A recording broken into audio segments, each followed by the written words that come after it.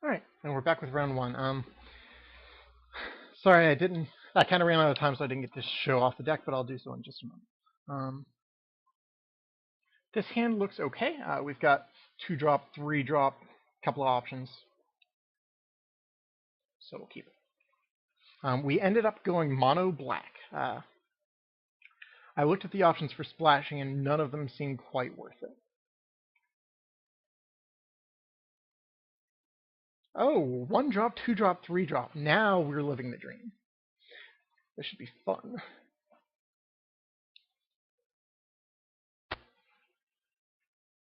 And our opponent is sacking lands and paying life to do so. This is not terrible for a deck that wants to be aggressive. Remember, this is single elimination, so theoretically we are playing against the cream of the crop as far as cube is concerned. So we will see. All right, so he's got green and blue at least. There are some interesting green-blue decks that can kind of ramp. And all right, green-blue-red.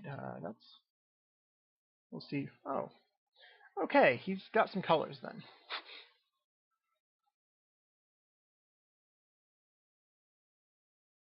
So he may not be black. We may be the only person who is black. That is cool. All right, our opponent is tapped out. There's almost certainly nothing our opponent can do. I'm just going to go ahead and play first main just so I can F6. When I talk, it takes a little bit longer. I'm going to move this so that we can see the clock. Oh, wait, we've got the match one, of course. So this is fun. All right. So opponent's drawing 3 cards. That's kind of rough, but yeah, we're definitely doing well on the board.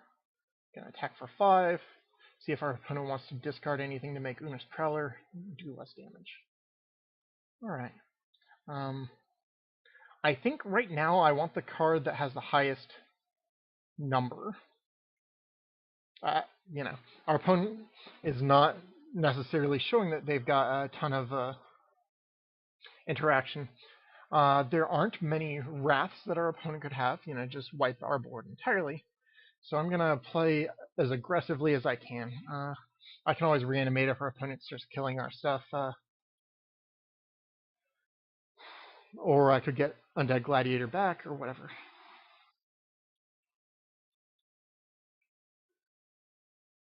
Nevada yields. We have F6. I'm curious what this is. Right. So this has one of the kickers. I'm not positive which one. Okay, 2 damage to target. All right, so that's a decent. Okay, right now we could discard Corlash if we wanted to, so that we can reanimate him for 1 mana and play something else.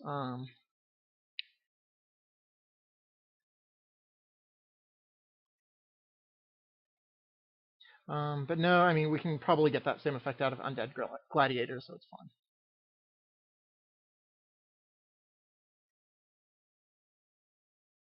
Much less just being able to cast him.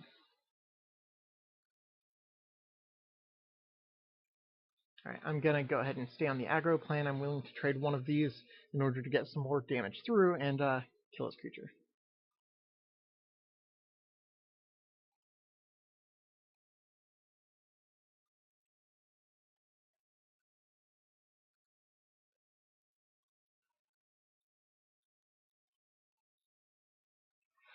Get Corlash out there. Yeah, it could be worth waiting for Corlash until I can have Regenerate mana up, but I'm really not that concerned. I'd rather be able to play him, and I can reanimate him if I need to. That's the nice thing about playing Reanimator in a deck like this, is just for value. Yeah, destroy. Okay, so we'll probably reanimate and play maybe Phyrexian Rager.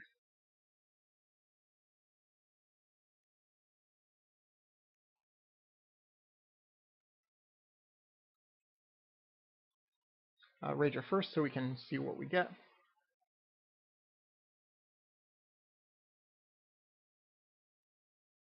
Let's actually play.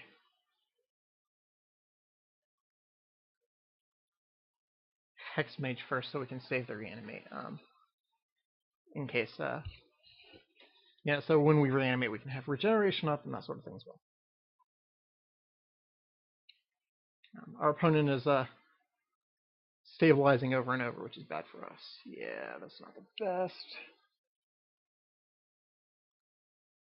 He's going to get to kill both of our guys if he wants to. I'm going to sack this to remove all the counters from his tropical island. That's cool.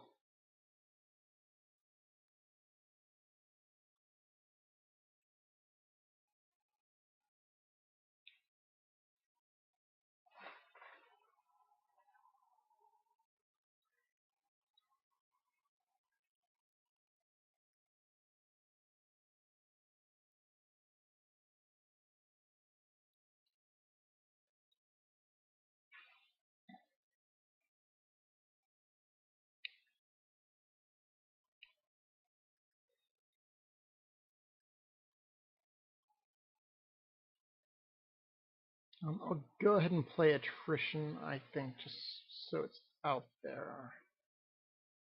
Because if something goes terribly wrong, I can always choose to sacrifice Korlash. Though at the moment, I'm happy to keep regeneration mana up. Thankfully, Korlash can tangle with the Titan, so we'll see. If you play something like Oblivion Ring, I can Attrition to kill the Titan as well as the Korlash. Yep.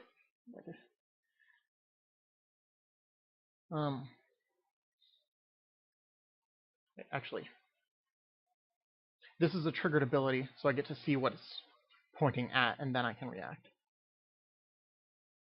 He's probably actually going to target Attrition now that I think about it. Although, if he does target yeah, okay, he does target Korlash.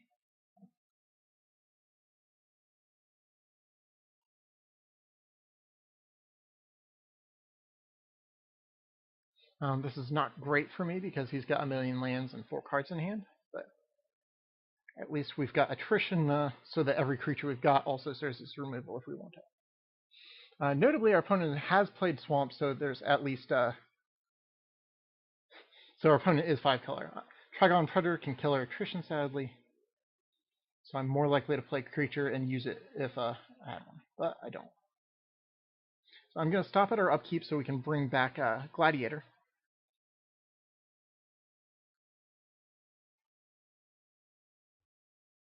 And then I'm going to pass the turn.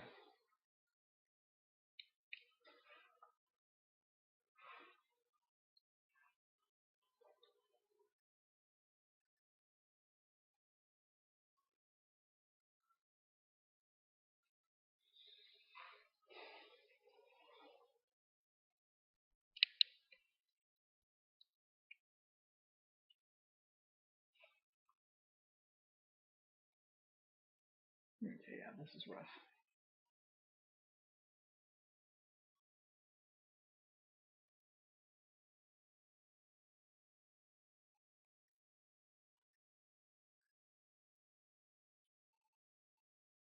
No longer need to stop on my upkeep.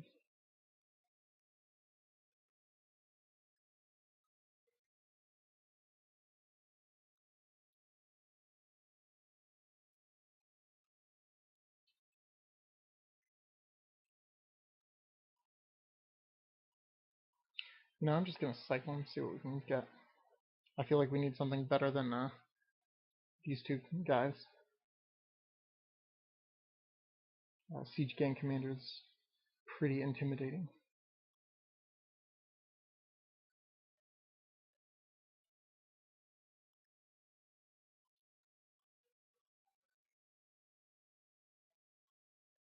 Alright, so we have that as an option.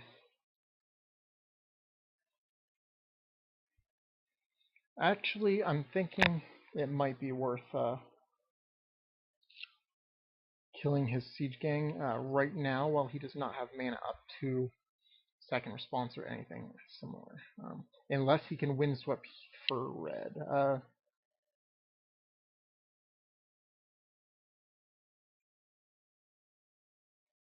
Let's make him do it. make sure it stops on my upkeep. I believe it will anyway.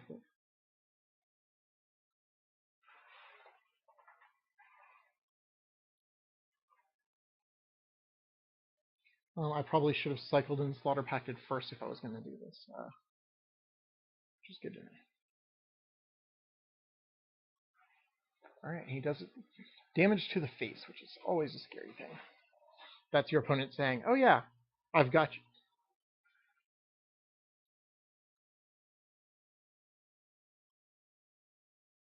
Which, it looks like he does. I don't think we're going to win this game. I'm just playing it out of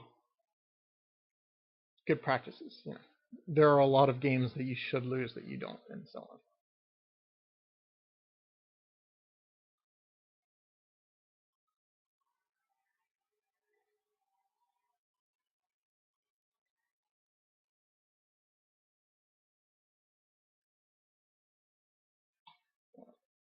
There's no winning against this, so I'm going to go ahead and skip. After I tell my opponent good game.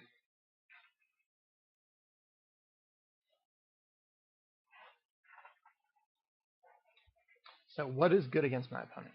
I kind of like Taiga. I do want to stay on the aggressive side.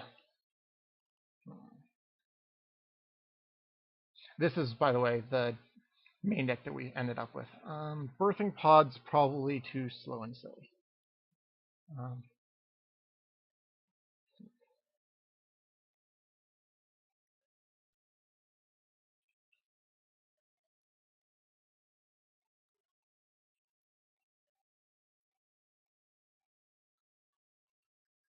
Our opponents played at least one card that makes tokens or fetches additional lands and stuff, so I'm not positive about Braids.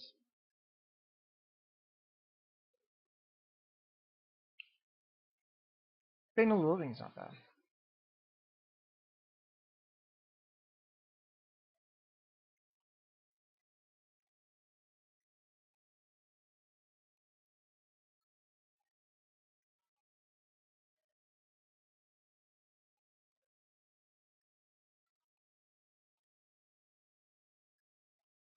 Diabolic Servitude is a decent way against a control deck to gain value. If we're taking out Birthing Pod, Okiba Gang is not as good, which means we can look into splashing blue. Let's see, how many blue sources do we have? 1, 2, 3, 4. That's enough to splash blue for just that. Which means we can just leave our deck looking like this. I think that looks pretty good.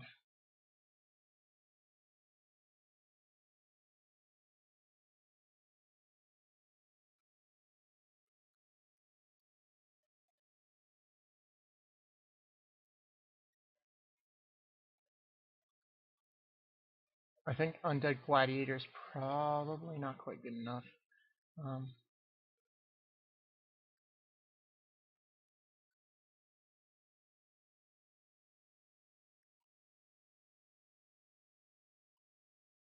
Actually, yeah.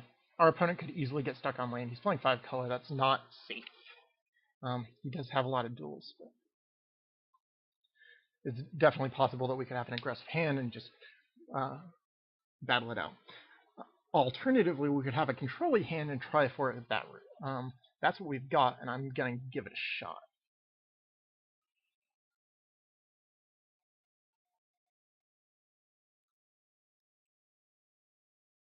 Right, no longer need our upkeep stuff. I'd love to draw a 2-drop, but we'll see.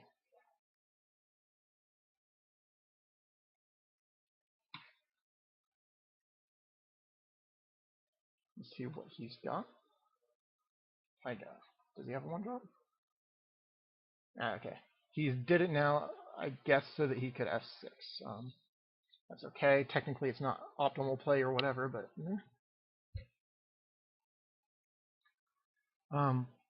Also, we can use Liliana to discard things and get them back via Diabolic Servitude, which is fun. Probably going to do that with Kaiga.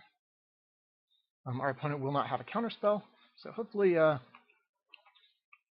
that goes off without a hitch.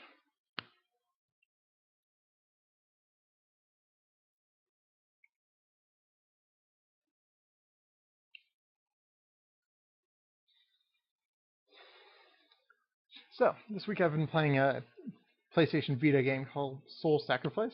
It's a pretty fun game. It's kind of Monster Hunter-y is the thing that people most like comparing it to. There are a lot. It can be pretty grindy, but it's also I don't know.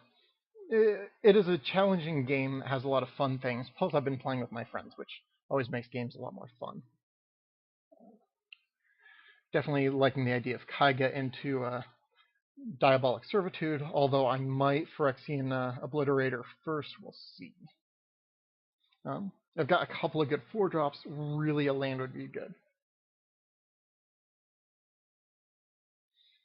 But since my opponent is playing a controlling deck, I like using Liliana to attack his or her hand. I guess Faceless Butcher could be a guy or a girl or a terrible monstrosity from space. We have no idea. Okay, this was not an Oblivion Ring, which is something that's nice at least.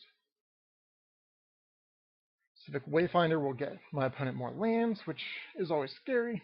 I may use a Liliana to get rid of the creature, just because otherwise he's probably going to attack her. So it'll be -2 regardless. May as well -2 and return the board position to blank. That unless I get to play a creature, in which case I'm much more likely to play aggressively. Let's go ahead and draw some cards and see what we get.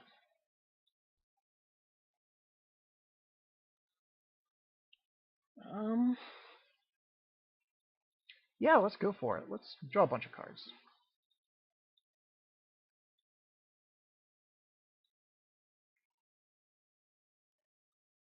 Okay, so we've got all the lands we need. We've got a good creature in our graveyard. Things are looking pretty good. I'm thinking I should go ahead and play Diabolic Servitude first. Kaiga is the biggest I've got. Additionally,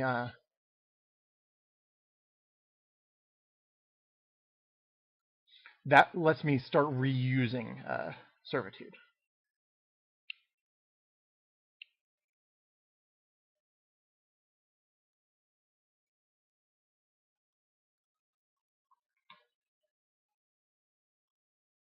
Okay, so my opponent can just sacrifice Etched Oracle for cards if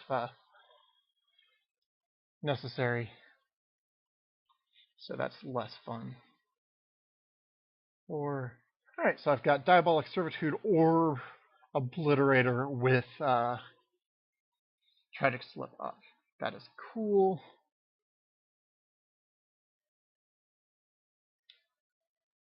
Alright, so I get to discard Bloodghast to Liliana. That's good. Let's go ahead and make our opponent discard first so that it reduces our opponent's options. Our opponent's only at 1 land in play, so the options are probably not that dense. But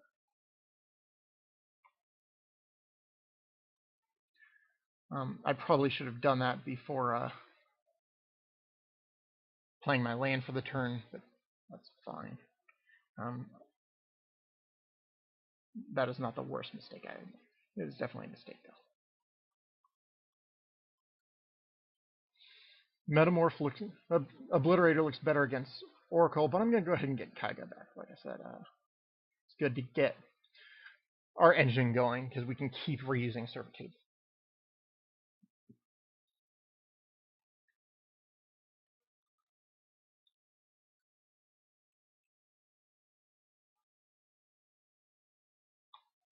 Alright, I'm going to F4, which will pass the turn unless my opponent does something. I will not want to discard my Swamp because that will get me back a Bloodghast that I could, discard or sacrifice or attack with or do whatever. So ideally, I don't want to do that. One nice thing is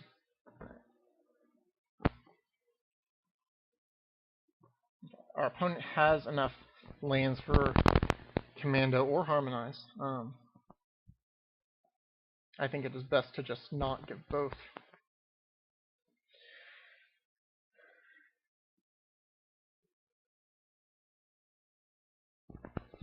My opponent does not know it, but I have Tragic Slip that could help deal with Commander, possibly. So I'm going to put slightly more lands that way. Also, I don't want the mountain with the Siege Gang Commander just because it does help him shotgun all of his goblins at once. Okay, so he went with the... Wait, he got both the Commander and the Harmonize? That's not at all what I tried to stack it like. That's unfortunate.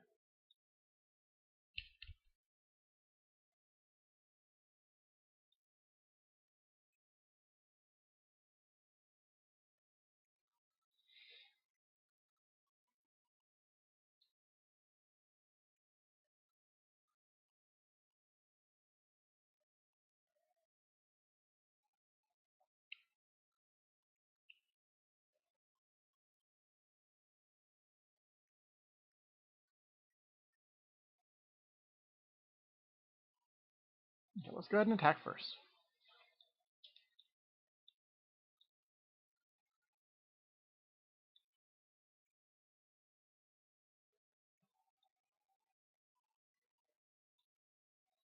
Get our free Bloodghast.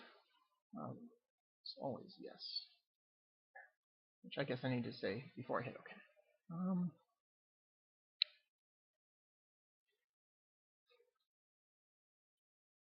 Attrition is very good with Bloodghast. Let's go ahead and play that instead of Core Lash, which was my immediate instinct.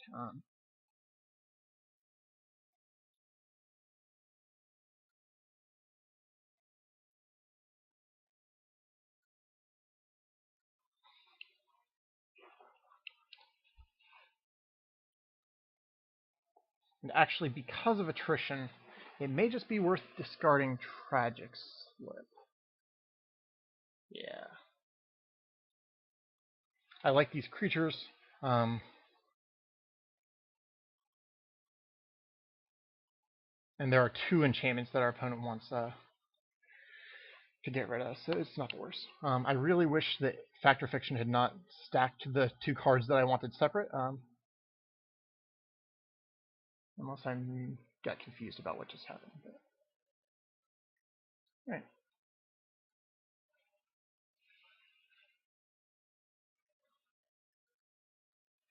We probably get to kill Etched Oracle if our opponent does not. Yeah, okay. That is part of the cost, so we could not, like, destroy it in response or something silly. Also, notably, Kaiga works very well with attrition. If our opponent plays too many good things, we can say, alright, we want to kill our own guy, kill one of them, and take the other.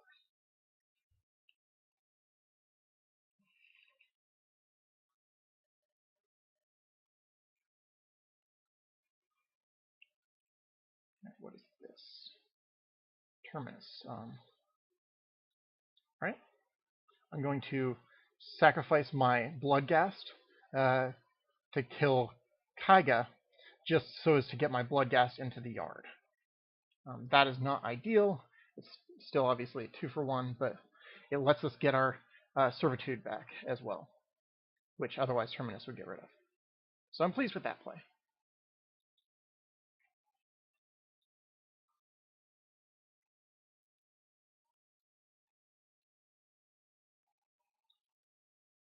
We're very behind on lands, but we've got some pretty good engines in play.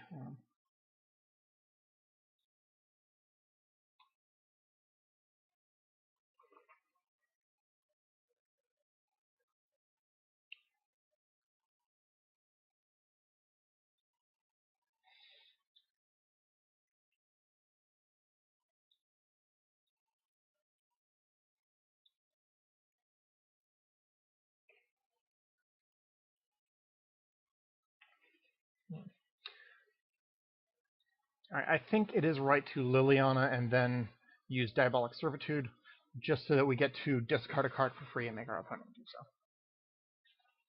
so. I'm going to do it with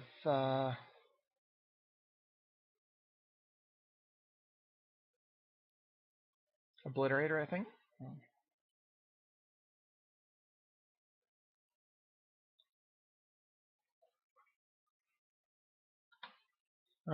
Notably, we are almost at ultimate.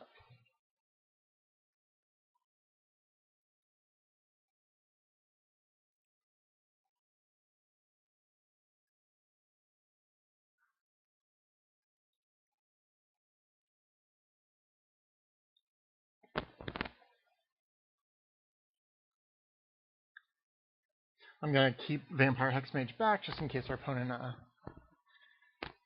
uses another Wrath or something.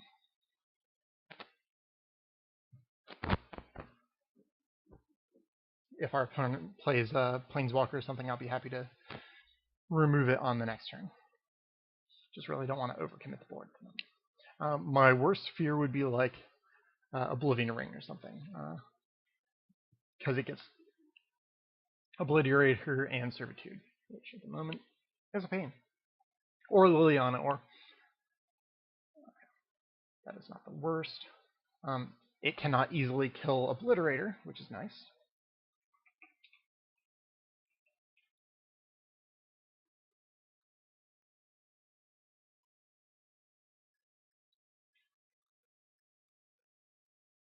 Okay.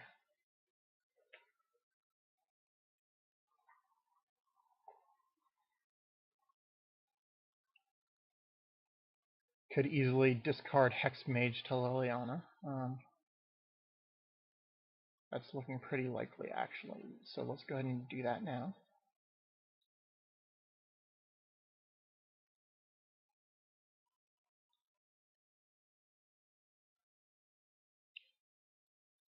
See what our opponent discards. Despite the huge amount of cards that our opponent has drawn, we're pretty close to parity again. I'm going to go ahead and attack, I think. I will play one of the other creatures to block. Just because of my fear of Wraths, I think I will play Korlash for now. Although I could 2, 3, 4, 5, 6. No, I could not Grave Titan and use attrition to swap tokens or anything. So I will do this because it gives me a 5/5 that has regeneration.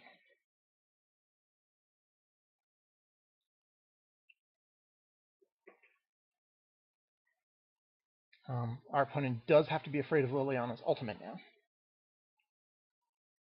I would be tempted to put all lands versus all creatures if our opponent does commit more to the board, but honestly, I'm much more likely to keep Liliana out, I think.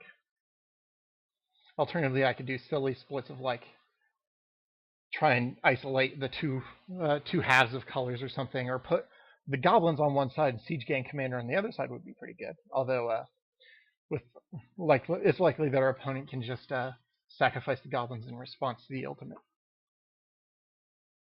I think that could work. Yeah.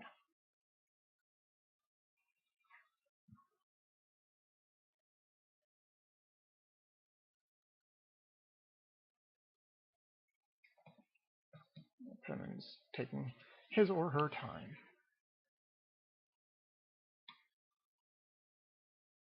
Alright, see what we got. Need to keep in mind if something happens, we have both regeneration and attrition if we need it. We can also attrition our Obliterator if we wanted. Oh, that's interesting. So our opponent's going to have infinite mana from here on out. And bigger creatures. That's okay. That is not the worst. Our opponent's attacks are not the best because we have a 5/5 that regenerates. So our opponent has 6 mana up. This is interesting. Okay, so our opponent's probably just going to sacrifice the whatever goblin we block. That's okay.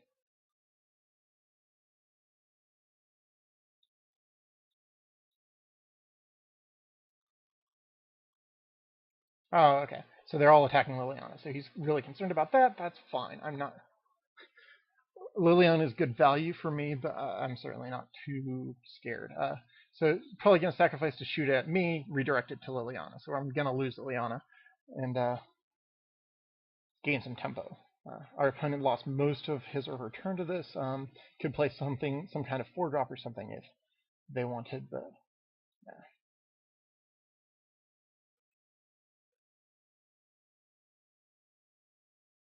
Alright, let's get aggressive. These two creatures together are lethal. Let's see what our opponent has. 3 cards in hand could certainly be any number of things. Alright. Blocks is fine. I'm going to probably sacrifice it or something else.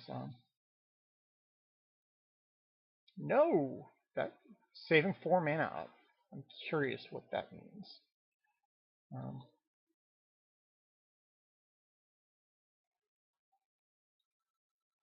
I'm going to play... Again, I'd like to keep up mana if I play Grave Titan to Attrition or something, and I don't want to overcommit to a board wipe, so that's a really good way to recover from a board wipe.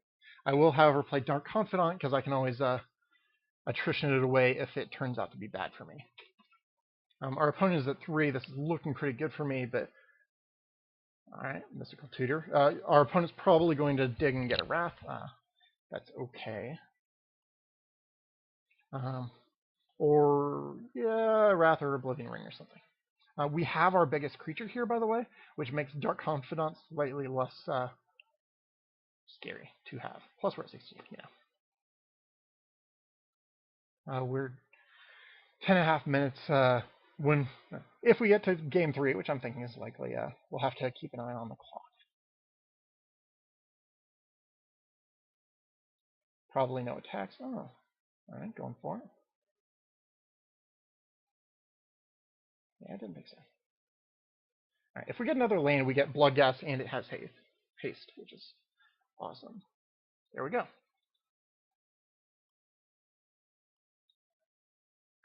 So, let's see what our opponent has.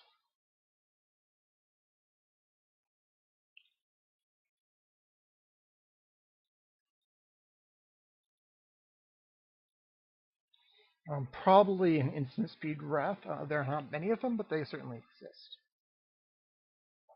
It's one of few ways to salvage 1 or more turns here.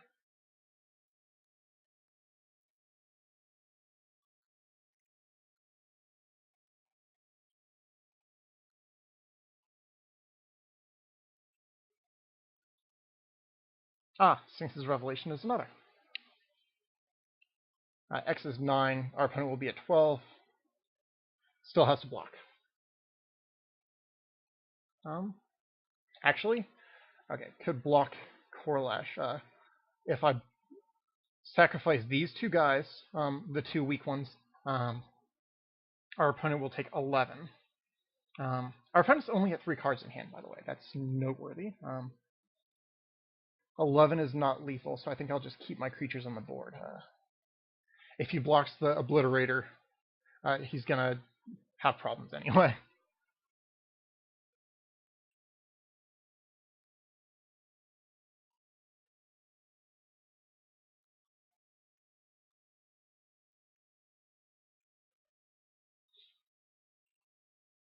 Alright. Again, don't want to play into Wrath too much.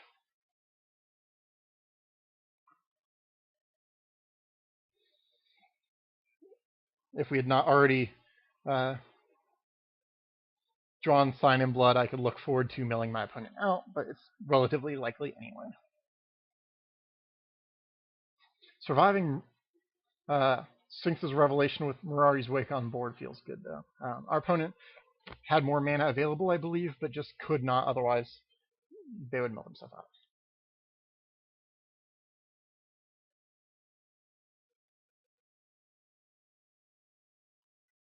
Alright. Let's see what all this mana is for.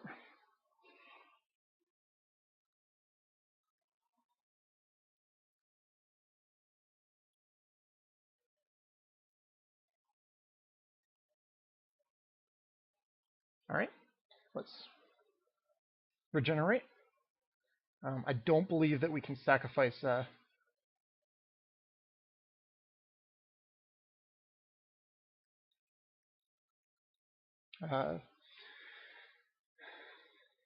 Obliterator in order to get Servitude back. But oh no,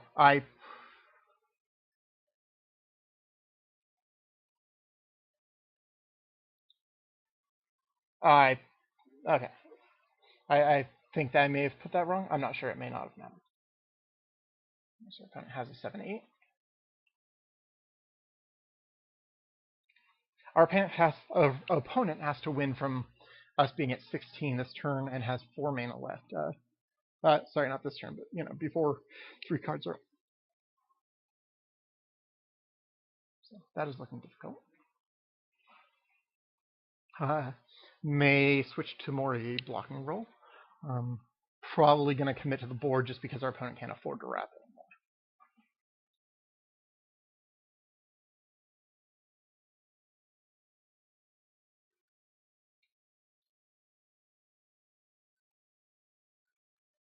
Right, so that's our opponent's mana and turn. Again, we're low on time.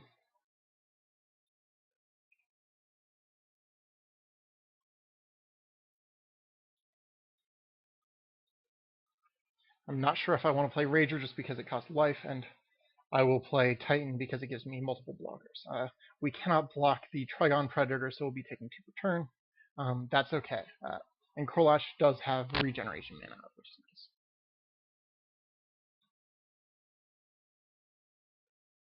So right now we could get 4 damage through.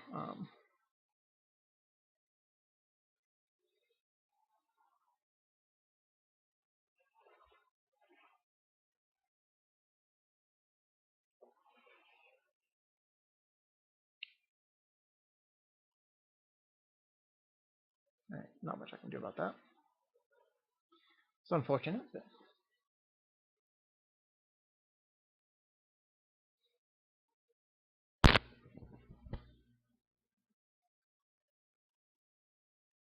Bloodghast can't block. It's important. But yeah, this is our opponent does have 7 cards in hand, so our opponent is really pulling out all the stops.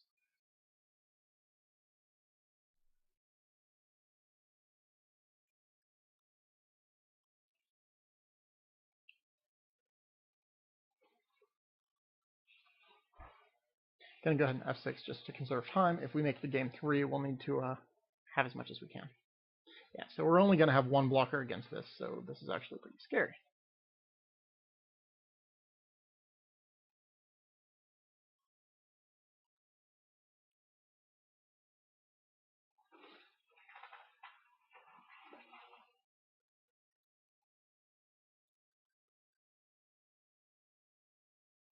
Inferno Titan does represent more damage next turn, so I think it's worth blocking. Same amount this turn, more next turn. Did we just lose after all this? It looks like we did. Let's see what card we draw. It would have to be something pretty good. Alright, so we lose, unfortunately, at this point. Alright, thanks for watching.